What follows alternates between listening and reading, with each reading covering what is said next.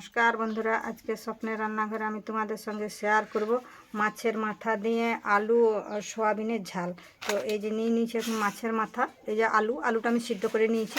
এরপর সোয়াবিনটাও আমি একটু গরম জলে ধুয়ে নেবো, একটু সিদ্ধ করে নিলেও ভালো হয়। আমি একটু এটা সিদ্ধ করে নেবো, তার জন্য যে কড়া বসিয়ে নিয়ে জল দিয়ে দেবো,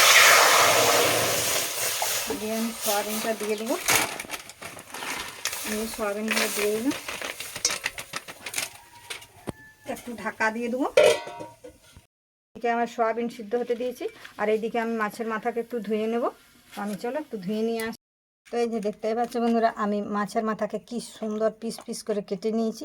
এরপর এটাতে আমি নুন আর হলুদ মাখিয়ে নেব। নুন আর এই দিয়ে দিলাম হলুদ, আর একটু হলুদ দেবো, এটা হয়ে যাবে। এটা আমি এরপর ভালোভাবে মাখিয়ে নেব। আর ওইদিকে আমার সয়াবিনটা সিদ্ধ হয়ে গেছে, সয়াবিনটাও নামিয়ে নেব। তো দেখতে পাচ্ছি বন্ধুরা, এই যে সয়াবিনটা সিদ্ধ হয়ে গেছে, এটা এবার আমি নামিয়ে নেব, নিয়ে ভালোভাবে। তো এই যে দেখতে পাচ্ছি বন্ধুরা, সয়াবিন সিদ্ধ হয়ে গেছে। এতে এখন আমি ঠান্ডা জল দিয়ে দেবো।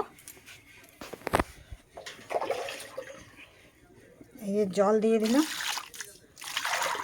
ঠান্ডা জল। এটা এবার আমি ভালোভাবে একটু নিগুড়ি ধুয়ে নেবো এইভাবে, যে যতটা সয়াবিনের ফেনা বেরোয় সব ফেনাটাকে বের করে দেবো।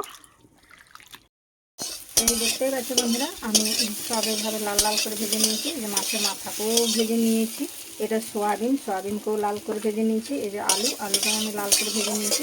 এরপর এটা আমি নামিয়ে নেবো। আর এই উনুনে আবার কড়া বসিয়ে নিয়েছি। এখন আমি এটাতে আবার তেল দিয়ে দেবো। তেল গরম হয়ে গেছে, এখন আমি প্রথমে দিয়ে দেবো একটু নুন, তারপর দিয়ে দেবো দুটো তেজপাতা, একটা কাঁচা পাকা লঙ্কা, আর দিয়ে দেবো পেঁয়াজ। এটা আমি ভালোভাবে একটু ভেজে নেব। এটা একটা বাটিতে আমি একটু জল নিয়ে নিয়েছি। এগুলো আমি বাটা মশলাগুলো একটু গুলে নেবো। এটা দিয়ে দিচ্ছি আদা বাটা, এটা দিচ্ছি রসুন বাটা, এটা দিয়ে দিচ্ছি জিরা বাটা। এটা আমি ভালোভাবে একটু গুলে নেব। তার সঙ্গে দিয়ে দেবো 1 চামচ হলুদ গুঁড়ো, এটাও আমি ভালোভাবে গুলে নেব। আর দিয়ে দেবো শুকনো লঙ্কার গুঁড়ো, আর এই যে দিয়ে দিচ্ছি 1 চামচ শুকনো লঙ্কার গুঁড়ো, দিয়ে এটাকে আমি ভালোভাবে একটু গুঁড়ে নেব। এদিকে আমার মশলা ভাজা রেডি হয়ে গেছে, এদিকে আমার পেঁয়াজ ভাজা রেডি হয়ে গেছে। এরপর আমি গুলে রাখা মশলাটাতে দিয়ে দেবো, দিয়ে এটাকে ভালোভাবে আমি একটু ভেজে নেব। এতে এখন নিয়ে দেবো টমাটো কুচিতে, ওটাকে আমি ভালোভাবে ভেজে নেব। টমাটোকে ভেজে নিয়ে একটু আমি নুন দেবো, কারণ আমি সব কিছু নুন হলুদ দিয়ে ভেজে নিয়েছি। এটা টমাটোটার জন্য একটু নুন দিয়ে দিই, এটাকে ভালোভাবে একটু ভেজে নেব। দেখতেই পাচ্ছি বন্ধুরা, আমি টমাটোটাকে মশলার সঙ্গে ভালোভাবে সিদ্ধ করে নিলাম বা ভেজে নিলাম। এরপর আমি একে দিয়ে দেবো যে আলু, আর দিয়ে দেবো সোয়াবিন। এটাকে আমি এখন ভালোভাবে কষিয়ে নেব।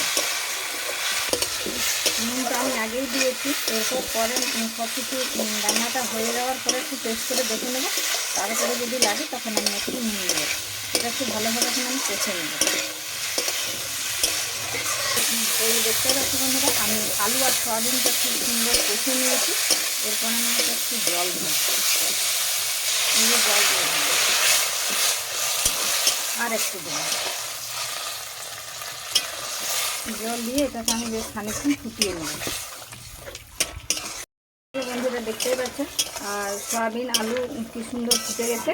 এরপর আমি মাছের মাথা যে ভেজে রেখেছিলাম, সেই মাছের মাথাগুলো এখন আমি দিয়ে দেবো, দিয়ে এটাকেও আমি ভালোভাবে এটার সঙ্গে কষে নেব। এই যে দেখতে পাচ্ছ বন্ধুরা, আমি একটু এটা গোলমরিচের গুঁড়ো দিয়ে দিলাম। আর এটাই আমার স্বপ্নের রান্নাঘরে যে ভাজা মশলা আমি ব্যবহার করি, সেটা একটু এই যে দিয়ে দিলাম। দিয়ে এই যে মাছের মাথা দিয়ে আলু সোয়াবিনের ঝাল আমার রেডি। এটা এখন আমি নামিয়ে নেব। এই যে দেখতেই পাচ্ছ বন্ধুরা, মাছের মাথা দিয়ে আলু সোয়াবিনের ঝাল কি সুন্দর রান্নাটা হয়েছে, একদম ঘরোয়া মশলা দিয়ে। আর চাইলে তোমরা ওইভাবে বাড়িতে করে খেতে পারো। আর পারলে আমার এই রান্নাটা একটা লাইক, একটা সাবস্ক্রাইব করে দেবে।